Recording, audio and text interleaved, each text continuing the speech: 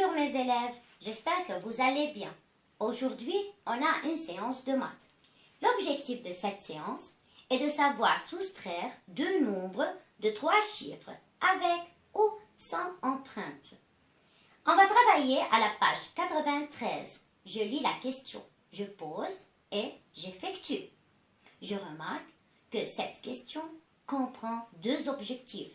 Le premier, poser, et le deuxième, effectuer.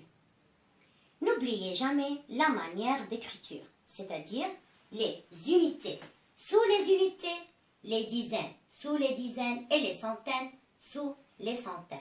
Je lis 583 moins 249. Je commence toujours dans la case des unités. On a 3 moins 9. Est-ce que je peux faire la soustraction? Non, je ne peux pas faire la soustraction. Pourquoi? Parce que le chiffre 3 est plus petit que le chiffre 9. Je ne peux pas faire la soustraction. Alors, qu'est-ce que je dois faire? Je dois emprunter un des cases des dizaines. Je barre le chiffre 8, ça fait 7, et je mets 1 dans la case des unités. Maintenant, j'obtiens le nombre 13. 13 moins 9, je peux faire la soustraction parce que 13 est plus grand que 9. Alors, je compte à l'envers 9, 10, 11, 12, 13. J'obtiens le nombre 4. Je continue avec les dizaines. 7 moins 4.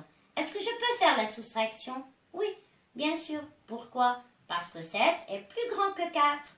7 moins 4, ça fait 3. Je continue avec les centaines. On a 5 moins 2. Je peux faire la soustraction? Oui, parce que 5 est plus grand que 2. Alors, 5 moins 2 égale à 3. J'obtiens le nombre 334. Je continue.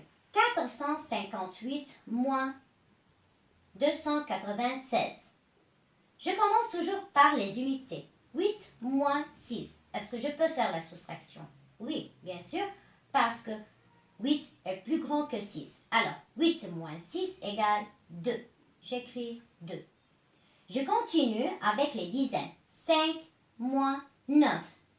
Est-ce que je peux faire 5 moins 9? Non. Pourquoi? Parce que 5 est plus petit que 9. C'est impossible de faire la soustraction. Qu'est-ce que je dois faire? En fait, on va emprunter un des chiffres des centaines. Je barre 4, ça fait 3 et je donne 1 pour le chiffre 5.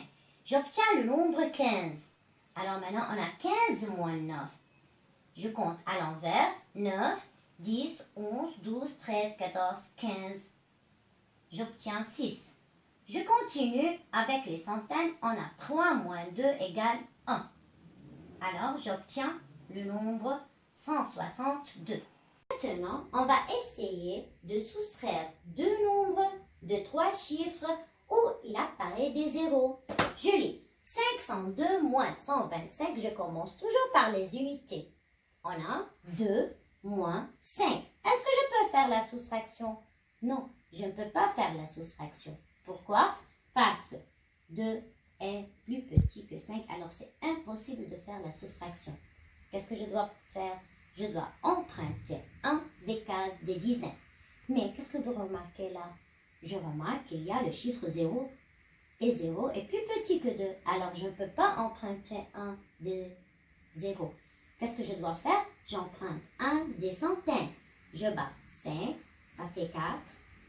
Alors, je donne 1 pour la case des dizaines. J'obtiens maintenant le nombre 10. Puisque 10 est plus grand que 2, alors maintenant, je peux emprunter un des dizaines. Je barre 10, ça fait 9 et j'écris 1. J'obtiens le nombre 12. 12 moins 5. Je compte à l'envers de 5 jusqu'à 12, ça fait 7. Je continue avec les dizaines. 9 moins 2, 7. Je continue avec les centaines. 4 moins 1, 3. Et j'obtiens le nombre 377. Je lis 506 moins 172. Je commence toujours par les unités. On a 6 moins 2. Est-ce que je peux faire la soustraction? Oui, je peux faire la soustraction parce que le chiffre 6 est plus grand que le chiffre 2. 6 moins 2 égale 4. J'écris 4 au niveau des unités. Je continue avec les dizaines. On a 0 moins 7. Est-ce que je peux faire la soustraction? Non, je ne peux pas faire la soustraction parce que 0 est plus petit que 7. Alors, qu'est-ce que je dois faire? Je dois emprunter un des chiffres des centaines. Je bats le chiffre 5, ça fait 4 et j'écris 1, j'obtiens le nombre 10. 10 moins 7, c'est 3. Je continue au niveau des centaines. 4 moins 1 égale 3, alors j'obtiens le nombre 334. Alors mes élèves, maintenant vous allez travailler la page 93-94 dans le livre de maths. Et merci beaucoup.